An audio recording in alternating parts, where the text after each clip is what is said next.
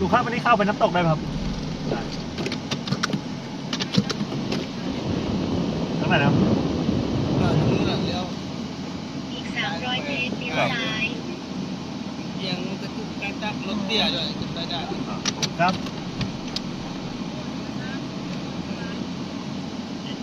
อีกซอยนึงใช่ไหมครับอีกซอยนึงไปนู่นแหละไปถึงก่อนจะลงมอ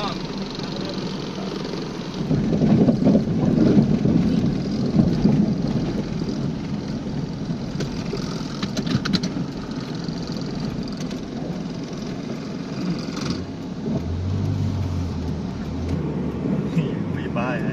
ว่าเมื่อกี้ไม่มีป้าย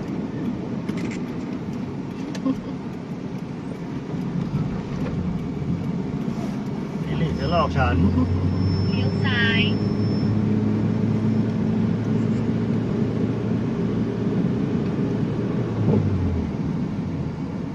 สิริเป็นคนหลอกลวง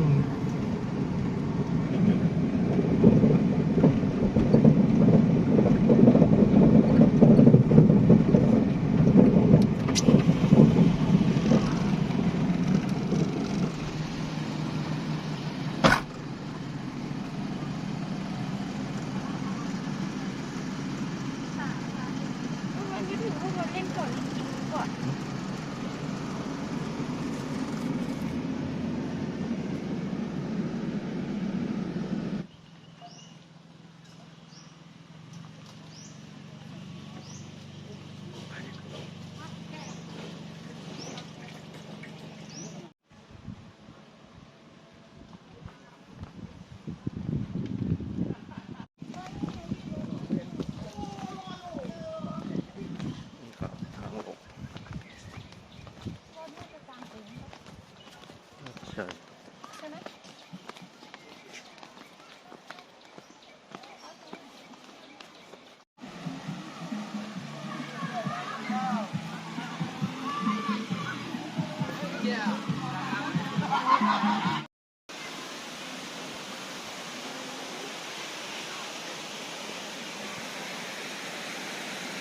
นะครับ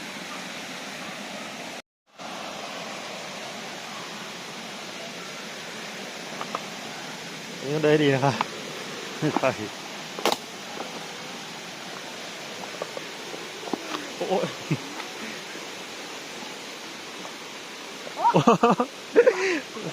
ตายไปหนึ่งครับ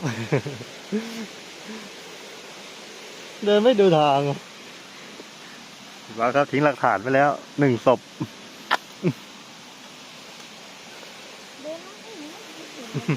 เดินไม่ดูทาง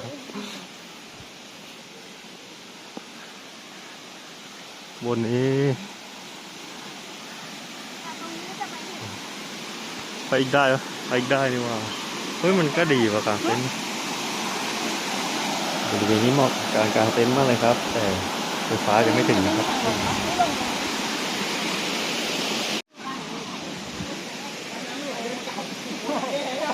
แต่ดีนะครับเด็กแค่เหนื่อยเลยครับเดินมาเด็กแค่เป็นไงบ้าง นี่ครับ เด็กแคะตกเขาเรียกอะไรนะบ่อหลา ตรงนี้จะเป็นทางเดินขึ้นไปได้เรื่อยๆนะครับ แต่น่าจะมีเต็นท์สุดท้ายจุดนี้ครับ ข้างบนเดี๋ยวลองเดินไปดูครับเดินไปต่อได้อีกนะครับ จุดต่อจากนี้ไปน่าจะเหมาะสำหรับคนที่ไม่ชอบเสียงดังนะครับไม่ชอบความวุ่นวาย แต่ก็วิวเหมือนกันครับ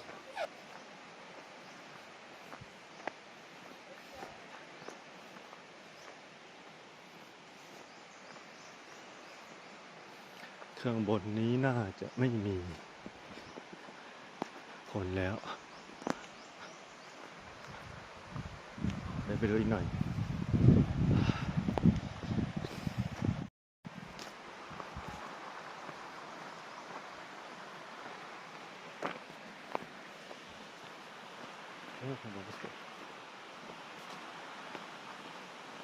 ก็เมื่อกี้เดินขึ้นไปคนเดียวนะครับ เสียงอะไรก็แก๊กนิดหน่อยครับ ลงดีกว่าครับ จำแล้ว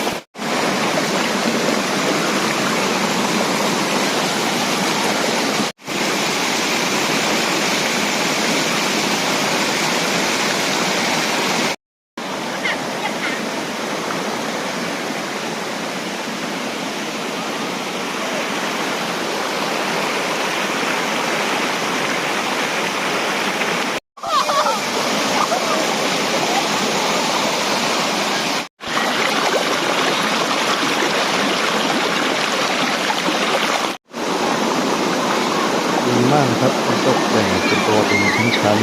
ๆแล้วก็น้ำใสน้ำไม่ลึกมากเด็กลงนี่ได้สบายครับ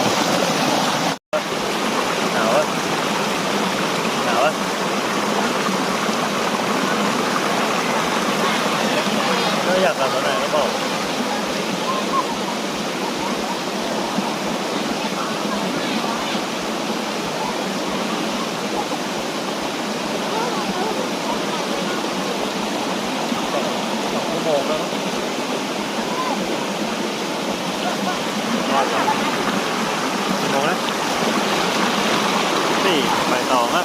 นี่กี่โมงเลย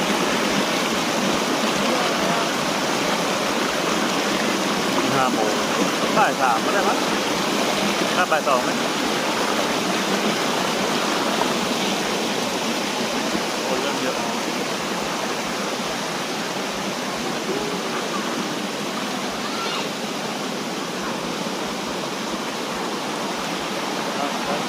ดูในรูปก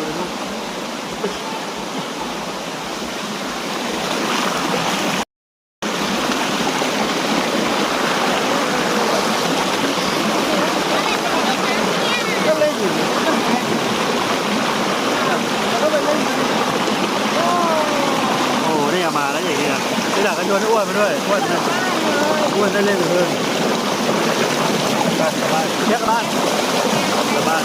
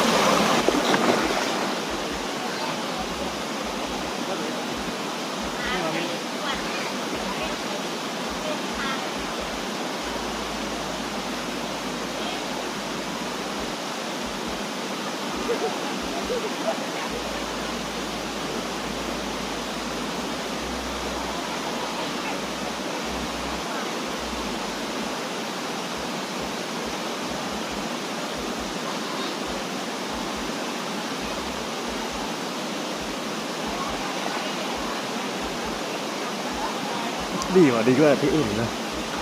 โอเค มันปิวพอละน้ำแรงๆน้ำจิ้มก็ปิว ก็ทางผ่าน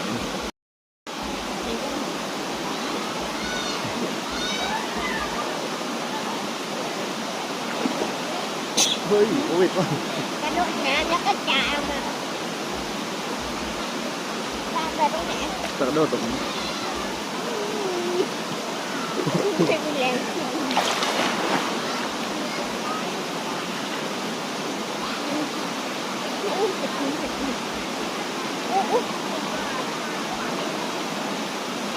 เจ็บจีข้างมีใบไม้ปะ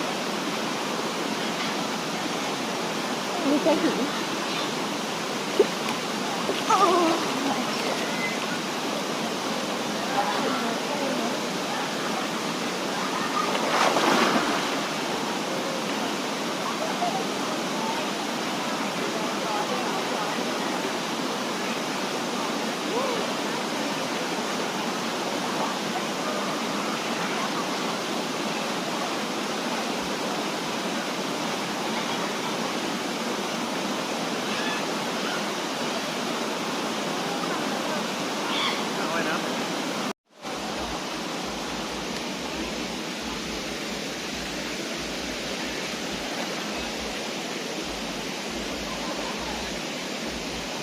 เราต้องคนผิดประมาณนี้นะเขาเป็นคนผิดประมาณไหน